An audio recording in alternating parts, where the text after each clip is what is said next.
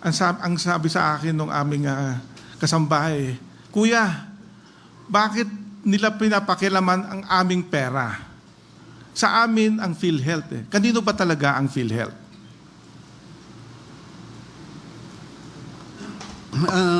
Legally, Philhealth is a government corporation, Your Honor. It's wholly owned by the national government. And it is the administrator of the National Health Insurance Program. So, as the administrator of the National Health Insurance Program, it received premiums from members of Philhealth. And there are two types of members of Philhealth. We have the direct contributors and we have the indirect contributors, Your Honors. The direct contributors are the people like us, employed and paying our premium directly to Philhealth. The indirect contributors are those whose premiums are paid by the government. Excuse me, Atty. Masura, kung pwede sana, Tagalog din ang pagsagot mo. I will try, Your Honor, but I wish it were Ilocano. Would you need an interpreter? No, Your Honor. We are willing to provide one. Ilocanoin mo. Sige po. So, ang may-ari po ng PhilHealth is the national, as a government corporation, is the national government po. Ngayon, yung PhilHealth, at the same time, ang function niya, main function, is the administrator of the National Health Insurance Program. Yung National Health Insurance Program po natin ay parang bayanihan. Kasi dito po, yung mga healthy, tumutulong sila sa gastos ng mga may sakit. At yung mga mas may kaya sa buhay, tumutulong din sa pag-alaga ng mga hindi maka-afford ng healthcare po. Ganon. So, ang ginagamit ng PhilHealth para po gampanan yung task po na yan ay yung premiums na natatanggap po from direct contributors at yung natatanggap na premium from the government for ang tinatawag mga indirect contributors po. Yung mga walang trabaho, senior citizens,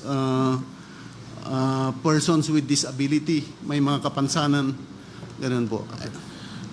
Kaya ano ngayon ang component ng pondo ng PhilHealth? Unang-una siguro, kung hindi ako nagkakamali, yung direct contribution ng mga miyembro. Yes. Pangalawa ay yung indirect contributions. Saan nanggagaling ang indirect contributions? Yung payments po para dun sa mga tinatawag na indirect members, nanggagaling po sa national government given through the General Appropriations Act po. Doon po sa General Appropriations Act, may provision. Actually, tinignan ko po yung General Appropriations Act nung 2021, 2022, 2023, 2024. Pare-pareho po sila. Merong provisions po doon, subsidy for the National Health Insurance Program. Doon po nakalagay yung premium payments po ng mga tinatawag na indirect contributors. At ang pangatlo, yung syntax, di po ba? Actually po, yung syntax, doon po kinukuha ng national government yung ina-appropriate under the GAA. So, Section. yung indirect contributions nanggagaling sa syntax, portion of syntax. Yes po. Yun ba, maliwanag? Yes po. So, hindi pala tatlo ang component ng PhilHealth Fund. Kasi Hindi yung direct contributions, indirect contributions, at syntax. Kundi dalawa lang. Yung direct contributions na nanggagaling sa mga miyembro at yung subsidiya ng gobyerno para sa mga mahihirap, para sa mga elderly, na ito naman ay kinukuha sa syntax. Ganun po ba? Opo. Yung pong Section 37 po ng Universal Healthcare Act, ang nakasabi po doon, na para doon sa implementation po ng Universal Healthcare, nilagay po doon yung sources of revenues. One of them is the syntaxes. sin taxes. Ngayon po, pero yung implementation po ng Universal Healthcare Act, isang aspeto lang po doon, yung premium payments for the indirect contributors. Kasi meron din pong mga projects po yung DOH na pwede hong in the implementation of the Universal Healthcare Act that can also be funded from the sin taxes po. Sa syntax, so, magkano ho ang nakalaan para sa Philhealth? Para pang-subsidiya sa Philhealth? Magkano, sa batas ho, magkano ang nakalaan para sa Philhealth?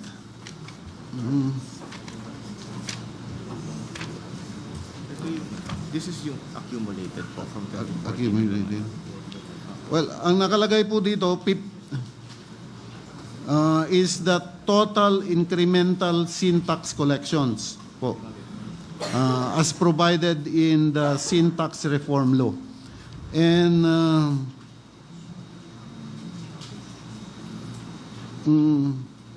in 2014 po, that was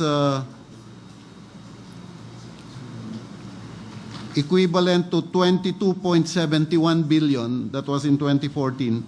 But Philhealth received not just a subsidy of 22.7 million, it received more. It received 30.30 billion. Wala ho bang nabanggit sa syntax law kung magkanong porsyento ang dapat na ilaan para sa Philhealth? So yung 80% of the 50% total collection ng sweetened beverages mapupunta sa Philhealth is 80% of the 50%. So parang 80% ho of total collection from taxes on tobacco and taxes on sweetened beverages. 80%. Opo, opo. Kaya kung ang 80% of 50%. 80% of 50%. Opo, opo. Kasi yun po yung incremental. At ang syntax, pagka naipasok na sa PhilHealth Fund, pwede ho bang alisin o bawiin uli ng ating pamahalaan? Ang tingin ko po, kasi po, nasabi natin kanina na yung national government, owner po siya ng PhilHealth. Ngayon po, pagka under the Section 37, the appropriations for PhilHealth are under the General Appropriations Act po. Now, under the General Appropriations Act, yun pong appropriations po for PhilHealth are for premium payments po of indirect contributors. If you will allow me po to quote the provision, it says po, this is the provision in the GAAS for fiscal years 2021, 2022, 2023, and 2024, providing appropriations for the Philippine Health Insurance Corporation. Ito po ang nakalagay. The amount, and I quote po, the amount appropriated herein under the subsidy for the National Health Insurance Program shall be used for the health insurance premiums of indirect contributors composed of the following: 1. Indigents, senior citizens, unemployed persons with disability, and financially incapable point-of-service patients. So, tinatanggap po ng PhilHealth yung pera na nilalaan sa kanya sa GAA as premium payments po. Alam ba natin kung magkano ang mga babayaran ng mga nabanggit mo kanina, yung mga unemployed, yung mga elderly? Alam ba ho natin kung magkano? I think may sinasubmit po yung PhilHealth sa DBM, yun, na formula, tapos po yun po ang sinusunod.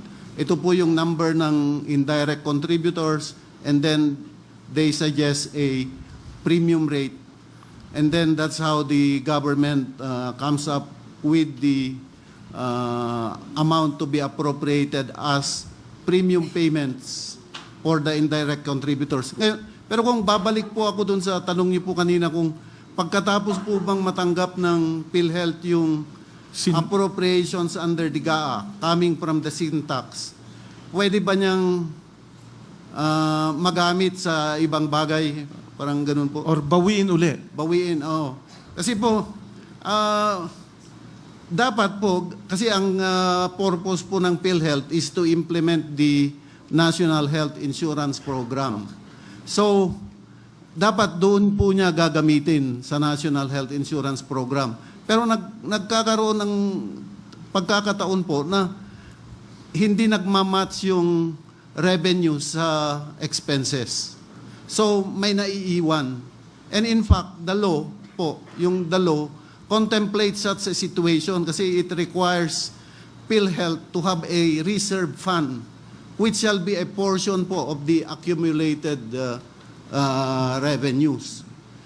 So what I'm saying po is, actually, since the GAA provide that the GAAs provide that the amounts appropriated for PhilHealth are appropriated as premium payments of indirect contributors, the moment that PhilHealth po receives those premium payments, those amounts appropriated as premium payments, those appropriated amounts have served their purpose.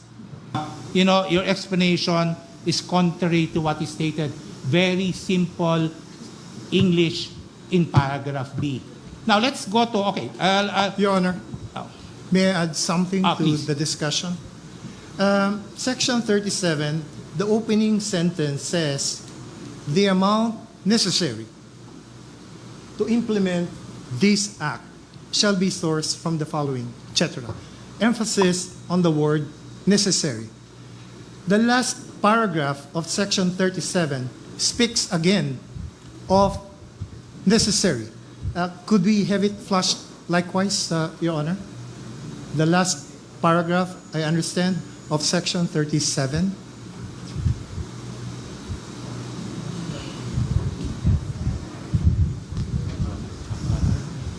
Section 37.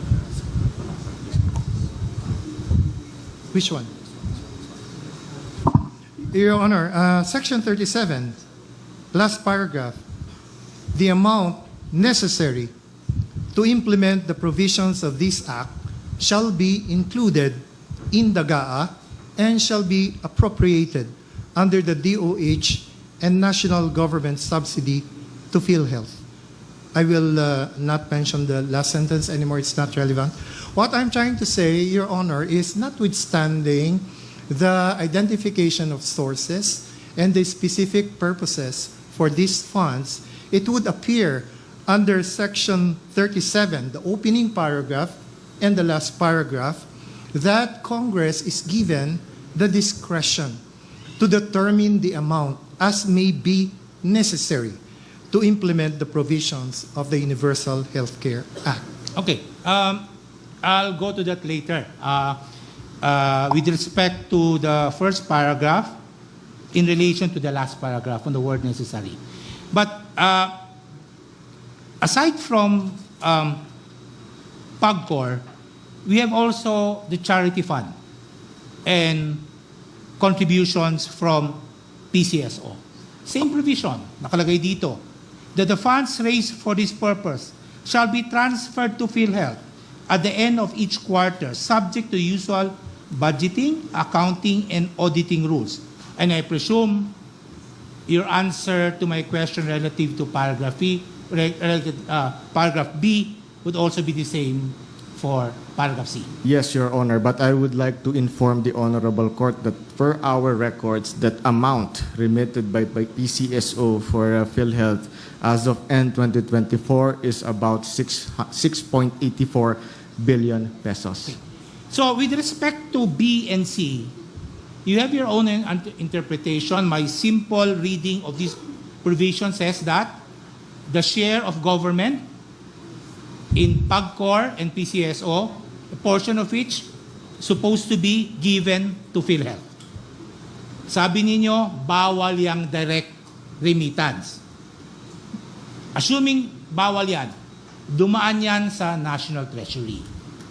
But for B and C, sinasabi dyan na yung amount collected na yan, reserve yan for PhilHealth. You cannot touch that amount. You cannot reduce that. Yun ang understanding ko. You have a different interpretation. So that's an issue before us. Okay. Now, let us now go to the what Mr. Solgen mentioned with respect to the amount necessary. I'll read the last paragraph.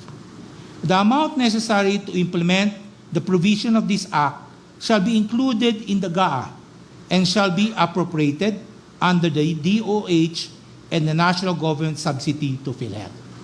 That's the first sentence. As mentioned by Mr. Solgen, the second sentence medyo hindi naman applicable. No? So, but this sentence refers to paragraph E and paragraph F. If you go to paragraph E and F, it refers to annual appropriations of the DOH included in the GAA. Letter F, national government subsidy to PhilHealth included in the GAA.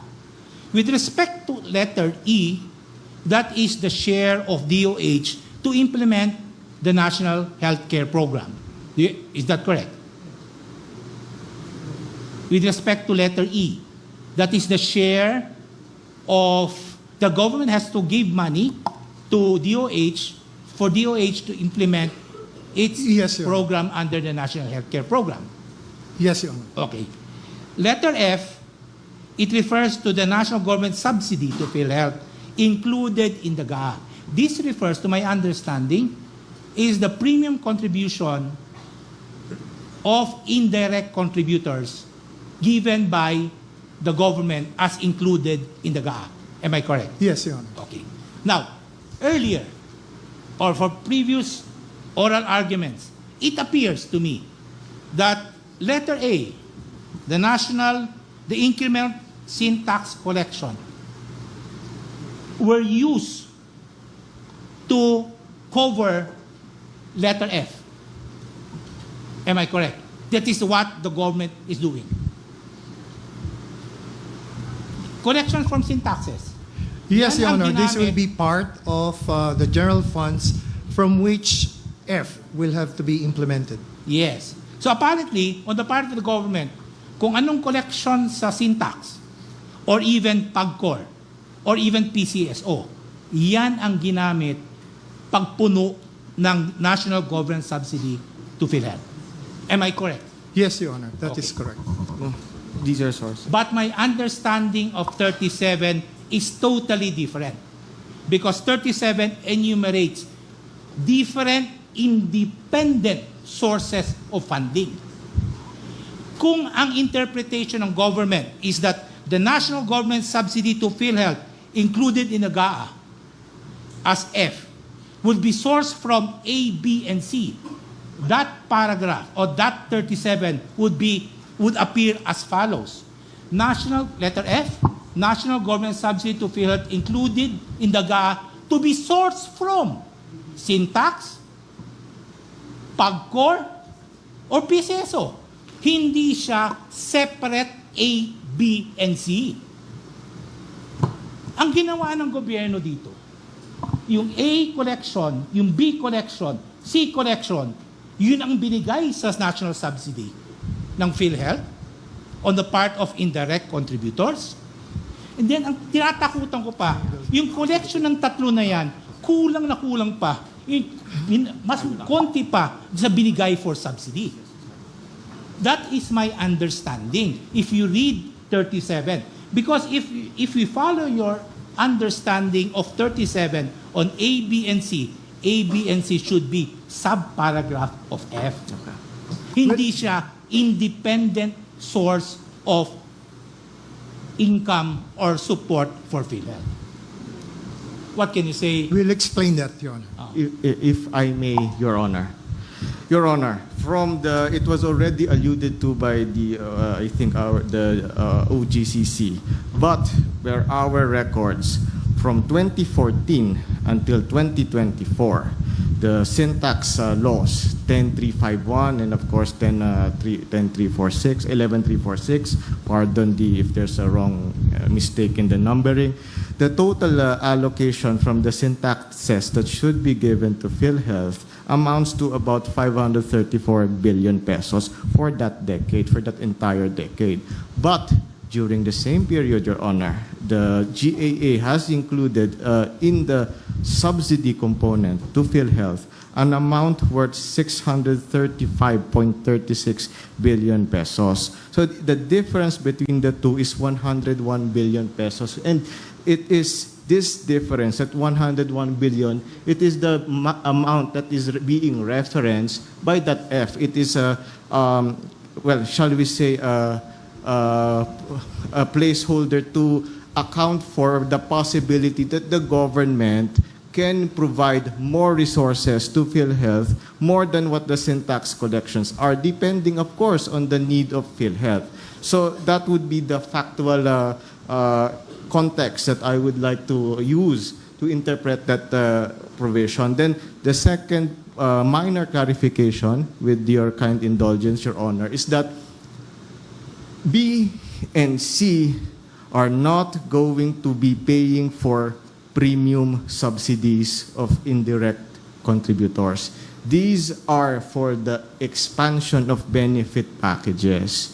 It is highlighted by the representative by the PhilHealth na pag nakuha yung B and C na yun po, sir, is going to be treated as a trust liability. Hindi po siya magiging premium contribution. So the treatment of the two will be different from the point of view of PhilHealth. Okay. Thank you, Your Honor. Now, so you're saying, with respect to A, the collections from A, the syntax law, what the government is doing is that the collection here in respect to A is the one that will be given in F. No, Your Honor, it will be part of the amounts given under F. Yes. So, Yes. whatever is the subsidy of government to PhilHealth to answer for the indirect contributors, ang pera na yan, galing yan sa A. Yan ang sinasabi mo. Galing po sa A plus other resources Plus other. of government. Probably Yes. the bulk will be coming from A. Now, however, what I'm saying is that A is independent of F. Because Section 37 enumerates the sources.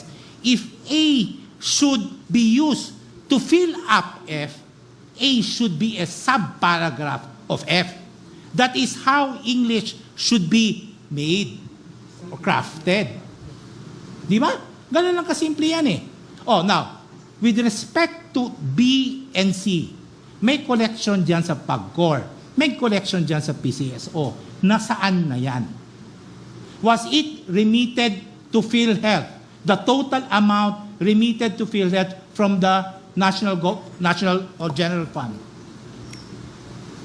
It is with the Treasury, Your Honor. Only 41 billion pesos has been included So precisely. in the GAA.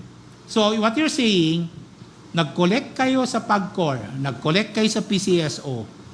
Yes, a portion was remitted to PhilHealth, but not the total amount. Because B and C is very clear in saying that the funds raised for this purpose, PCSO, PAGCOR, Charity Fund, shall be transferred to PhilHealth at the end of each quarter, subject to the usual budgeting, accounting, and auditing rules.